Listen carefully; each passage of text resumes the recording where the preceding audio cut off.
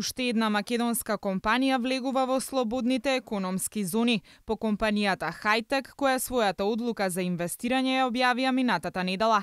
Денеска по средбата со премиерот Никола Груевски и македонската Технопласт објави своја инвестиција во Тирс Скопје.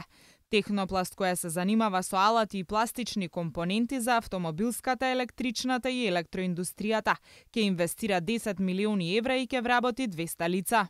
Целокупното производство на оваа компанија ќе биде наменето за извоз.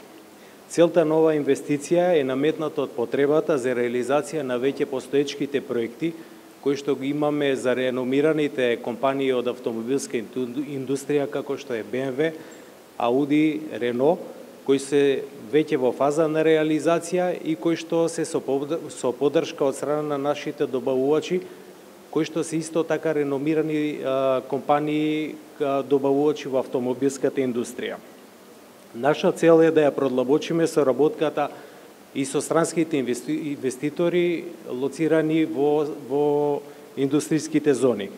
Како што информира директорот на дирекцијата на Тирс, објектот ќе се протега на површина од 3000 од вкупно закупените 12.000 метри квадратни.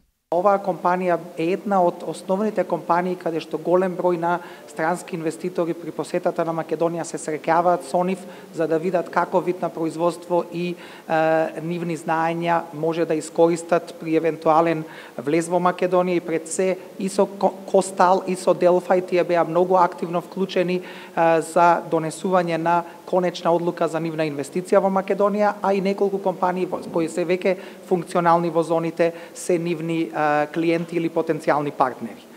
Инвестицијата ќе се одвива во две фази. Првата ќе биде во вредност од 6 милиони евра и ќе се вработат 100 лица. Втората фаза ќе изнесува 4 милиони евра и ќе бидат вработени уште 100 македонски граѓани.